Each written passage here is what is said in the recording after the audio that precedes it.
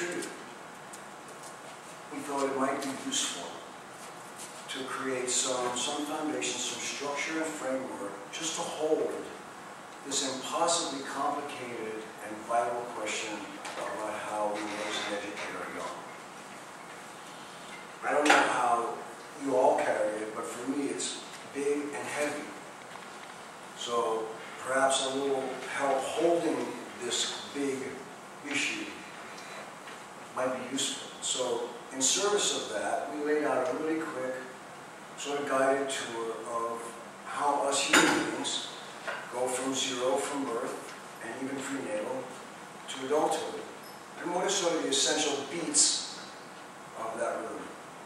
So we'll take a really quick look at it. I think we can start at the beginning.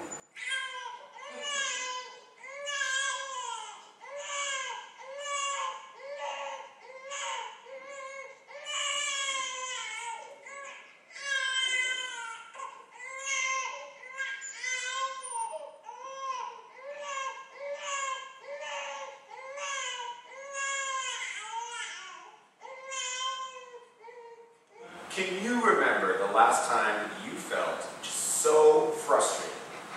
At that stupid, dangerous driver. At your crazy boss. At that nagging pain in your neck. At that baby who's crying. Why can't you just be quiet and stop crying? Right? In the airplane? Well, why can't we stop crying? Well, for babies, it's their language that's used to communicate discomfort stemming from basic needs. Just like you and I. Sleep, how well rested we are. Hunger or satisfaction. Illness, small, medium, and large. Physical comfort and function, just like enough room to move around. Or a scratchy old blanket or a stinky, dirty diaper. Same stuff. Basic needs and also social needs. Yeah. Sharing energy with other living beings, starting with parents. Visual, eye contact, face contact, touch, the sound of language even though it's not yet decoded, and ultimately some tender touch. Right. As we grow older, we even learn to cry in more sophisticated ways. Like, you know, when it was 1 o'clock and there was nobody here, and I'm like, oh my God, I put in all this work to try to get these people here, and like, why isn't anybody here? It's, oh God. Yeah, like whining, crying for attention. Crying for attention. No, Peter, I wasn't crying for attention. I don't need to cry for attention. I mean, I got it. I'm cool. I got a good job. Yeah, I know, I got you. You live in a large Roman, but you still cry. The truth of it is, what's really happening developmentally is that wave after wave of powerful neurological, chemical, and hormone is helping form those critical neural networks, those synapses in the brain, system and subsystem that allows us to have the resources to connect to outside world, outside stimuli, outside people. It's a stunning miracle when you think about it. That's what's going on in the young child as they move into relationship. So, in other words, what you're saying is that the nature of our experience as babies can play out into adulthood? No. What? No? No. Isn't that just what you said? Why are you being so difficult right now?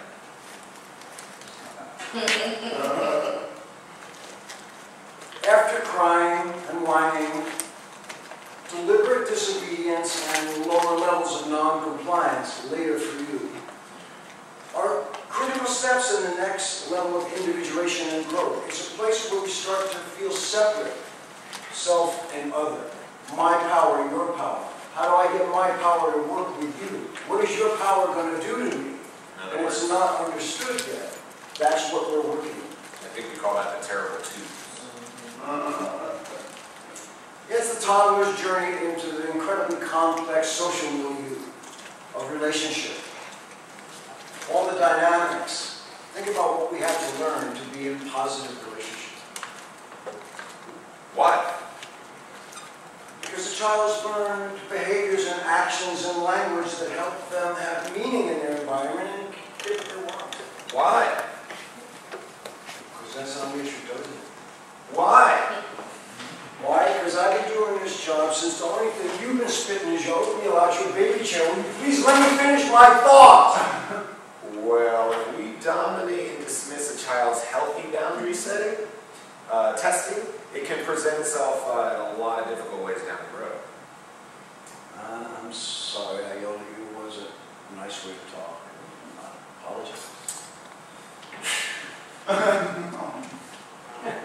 You accept that.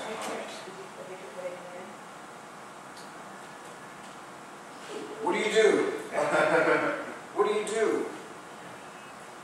The less social skills the child has been taught and developed, the less they're likely to adapt, feel like they have the tools to move through a bumpy situation and stay connected, take care of themselves, have boundaries, know where self and other start and stop, but at the same time have the tools to engage. It's incredibly complex when you step off and look at what's involved in that, and how do we learn the skills to do it productively.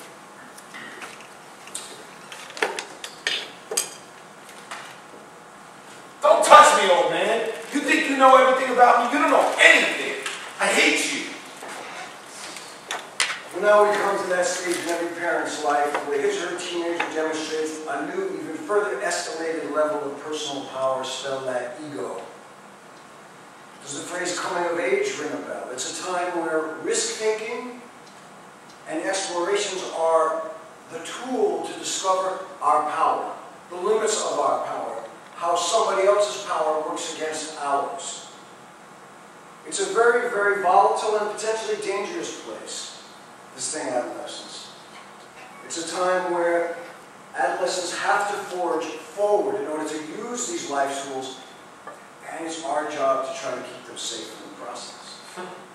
Keep us safe? Right.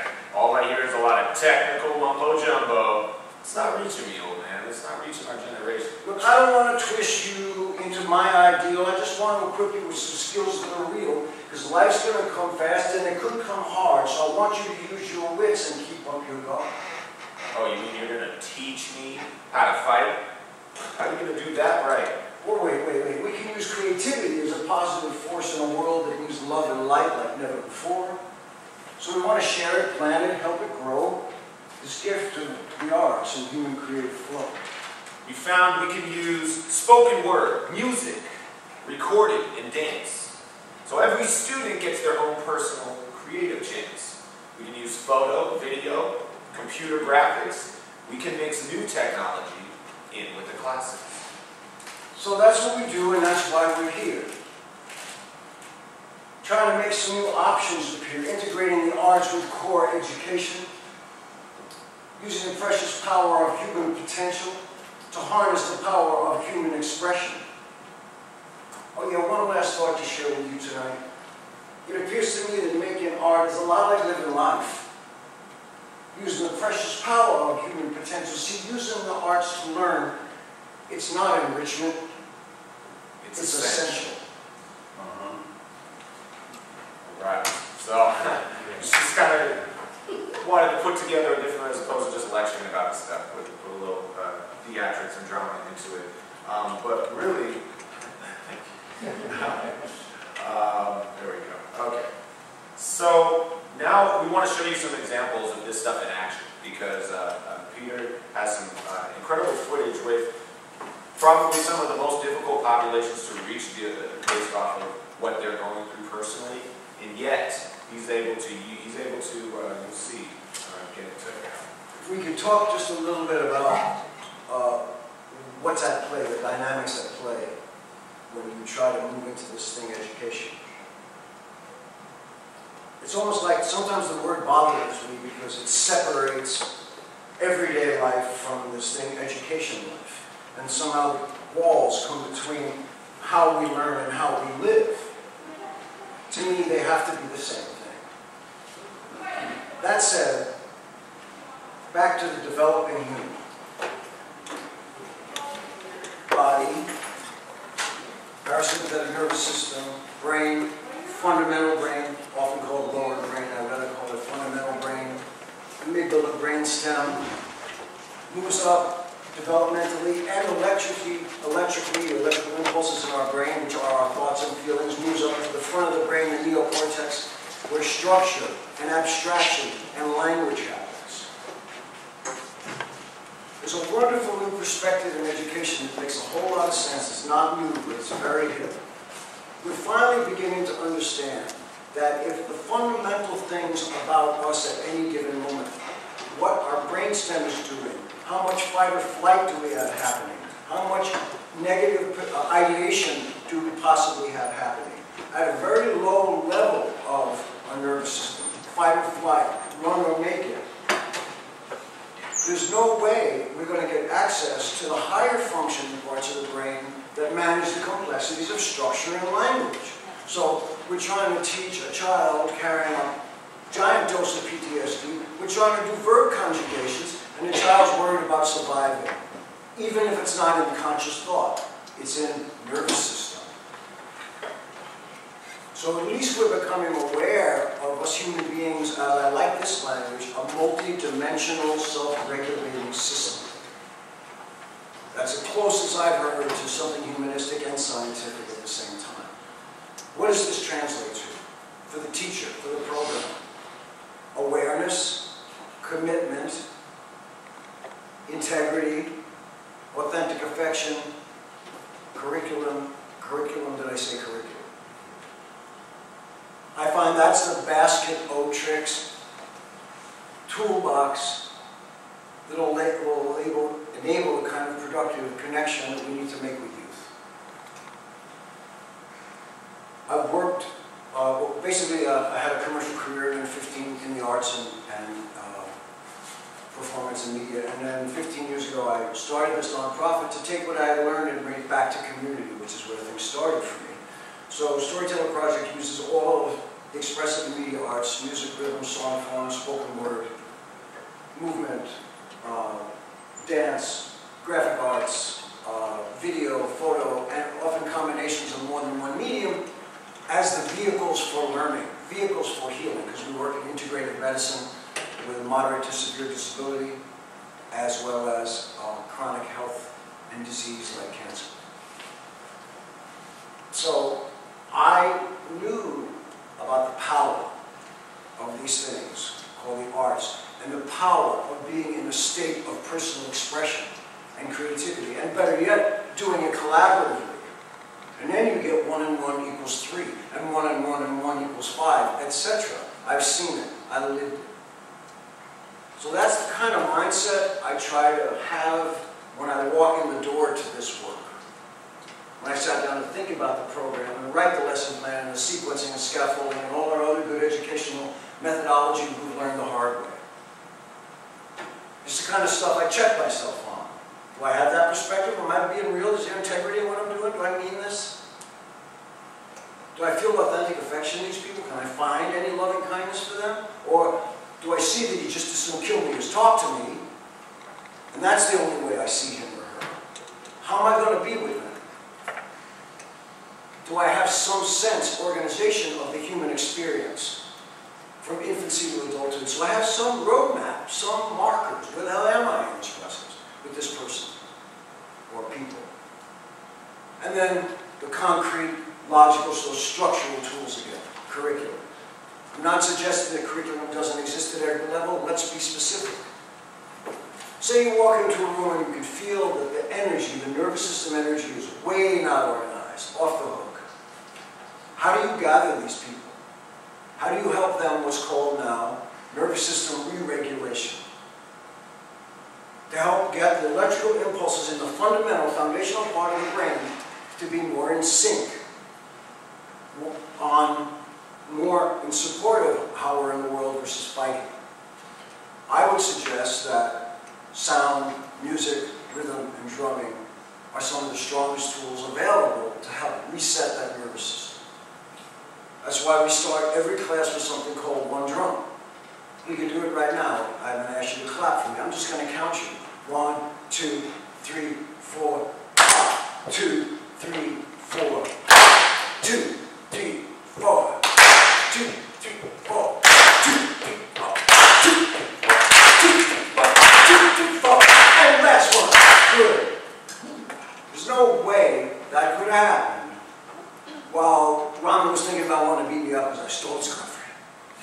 There's no way that could happen. You've got to go to the fundamental place where you are. So, God, I'd love to share more stories, but in the interest of time, I'll just show you a little bit of footage. We'll do one piece, and then depending on what you all want is more. You all tell me? Tell me. This is a program called Transitions. It was a long residence, a 10-day residence at the Monterey County Juvenile Justice Center, Salinas. It's a full-on lockdown. And it's called Transitions. And exploring life's journey, past, present, and future is the tagline. Where did you come from? That's a big question. Where are you right now? Self-examination, that's no joke. And where do you want to go? And the mediums, the expressive creative mediums, once again, are the tools, are the maps, are the flashlights for this exploration. So in this particular residence at the Juvie, we used written, spoken, performed language. We used improvisational narrative of all kinds, up and speak in a group. We used graphic arts. We used rhythm and beat making, starting with acoustic live drumming. And then we also did a very special graphics project which turned a problem into a benefit. Specifically, you might know you can't shoot anybody's identity when they're incarcerated unless you get it passed by the judge. I didn't want to do that because I had 40 kids, this and that. So I took their privacy and used it as a benefit and turned it to mask making. So they drew a mask for each phase of their life, past, present, and future. So what you'll see right now is the very end of the program. They had done all their masks. I said, how you all want to close? What you want to say? I said, we just want to tell you how we feel about this. I said, okay. So they had a lot to do with the production of this video as well. So long story short, they had their masks on. They got in front of the camera. They did their voiceover while they did their masks. So the voices you're hearing are the students with their graphic representation of self. You know, we have all kinds of languages. One of them is visual. So here's a little bit of that. So thank you very much for letting me flap my face. I enjoyed it. I can see a lot of bright faces.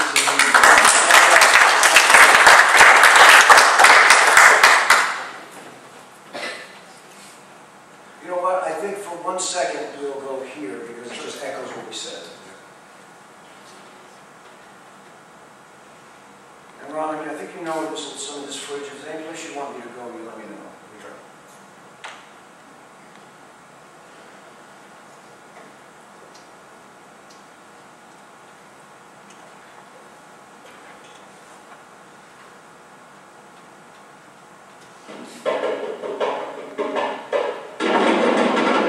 Masks are blank.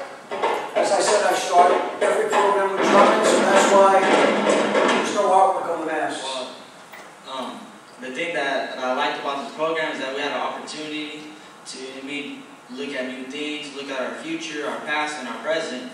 Well, this is like my first time coming to a program like this, and it was great just to try new things because there's some people that are out there that hadn't even knew about this, and it's my first time, and I like to play the drums, but there was never no one there, and I noticed that there's some people that could be there, and you know what I mean? Should I just go?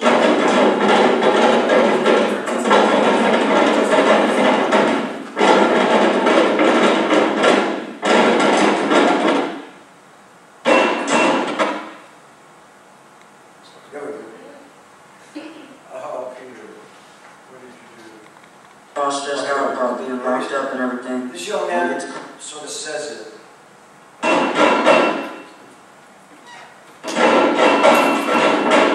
The very first time, we're all stressed out about being locked up and everything, and we get to come and play on the drums. And to me, playing on the drums, it was just like releasing all kinds of anger. It was almost like anger management, but with drums. I thought that was pretty cool. So I can guarantee you that that young man was not in a position to be that articulate prior to the drums. But boy, he had his stuff organized when it came time to speak where he was.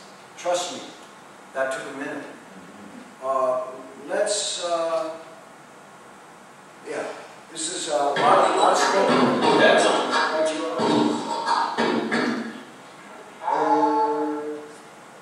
Me?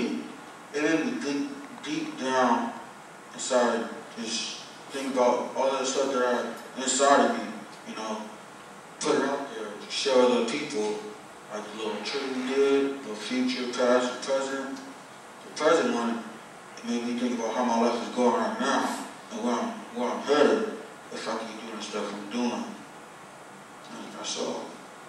1, 2, 3, 4. It's just like a nightmare, but I can't wake up.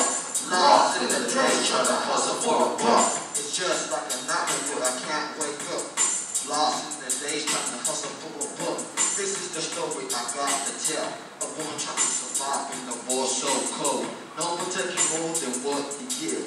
It's just like a game of chess, don't make the right move. Most of the time we cause our own pain.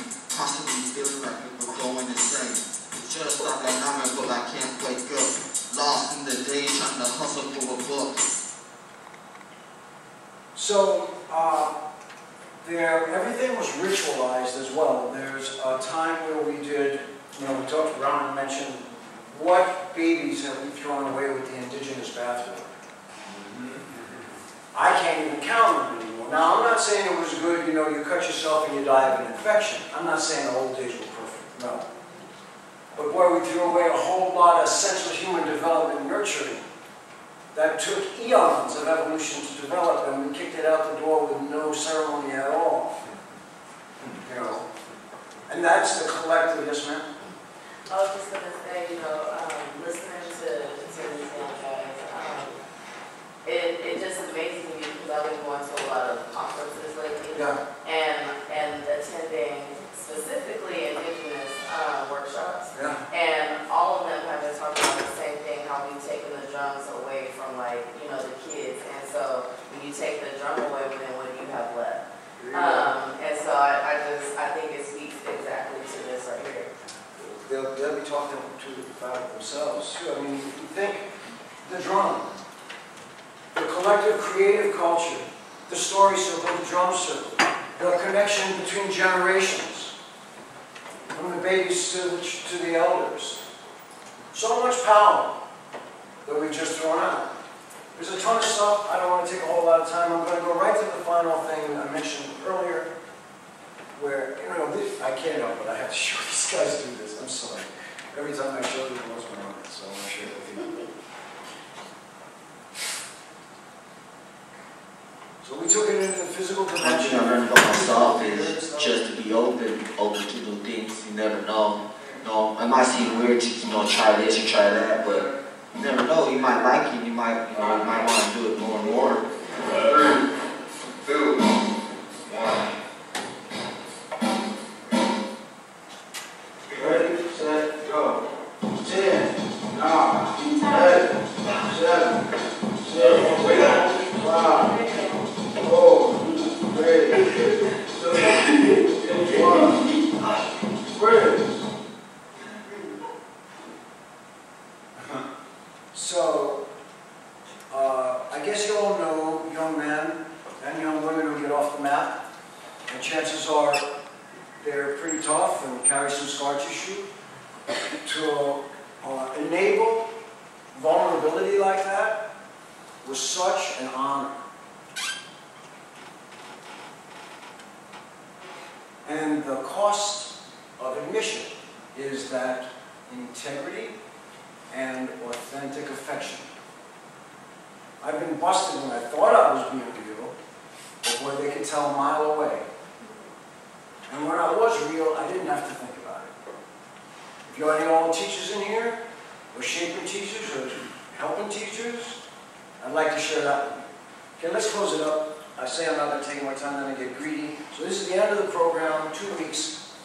What do you want to do? They said we want to show our marks, we want to show how they are, and we want to speak to what we think it is. So here we go.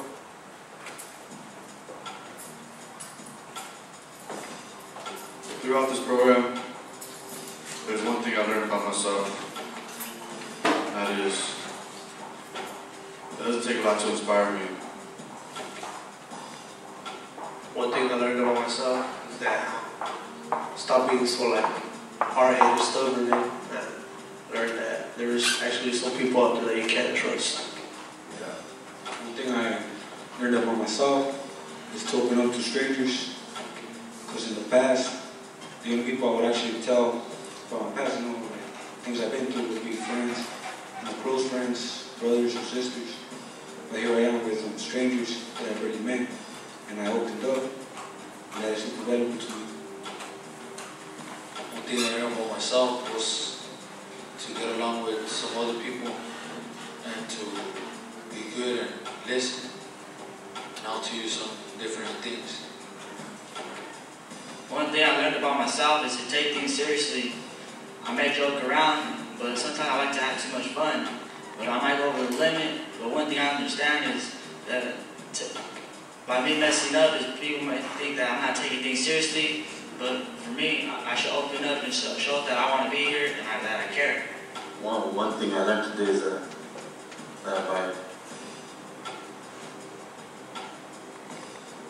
by listening to what people tell you, you can get somewhere. You don't have to be so stubborn and not listen to other people. Something I learned about myself in this program is how to open up to new things. It doesn't hurt, because before I used to be a quiet person, stick to myself and my friends, don't talk to nobody, and that's it. I guess there's a lot of things I learned in this program. One of the things I liked the most, relieving stress with drums. That was cool. Maybe on the outs I'll get a drum. Something else I learned was it's just fun to just relieve yourself in any way, writing or talking or playing a drum. I don't know. It was cool. Great experience. Thank you. So one thing I learned about myself is just to be open to new things. So you never know, it might come out good, it might come out bad. Even if it does come out bad, there's other things you could try. So that's one thing I learned about myself, just being here. I want to thank you guys for helping me. I just want to button it with one thought. At least what I'm sharing with you today. I got my heart broke more than once with special kids. You show up, you got a program, it's well designed, you hope it's delivered in a heartfelt, intelligent way. You got the kids, the integrity is there, the authentic affection is there, you make the hookup. They even adopt you. Here's a powerful adult who indeed means me no harm, means me only well, and they give themselves to you. They adopt me. And then I come back 30, 60, 90 days later, and he copped another felony. And now he's going to big boy jail straight ahead. What does that mean? 1997, when I founded this company, I'm sorry I can't remember his name, but the Surgeon General of the United States at the time did a global study, gold standard study, on adolescent prevention of incarceration and everything associated, pregnancy, truancy, essentially staying on the map. The research was locked. When it was multi-systemic support, meaning support of the family, support in the neighborhood, support in the school, and support of health, and long duration, 2 years or more, not at the same level of intensity, but long duration, the stats are through the roof. 80, 90% reduction in recidivism, etc. You pull one dimension, or you shorten duration, and numbers go right up. So this is well and good. I've been blessed with stunning relationships with my students. But I know better because I got my heart broke.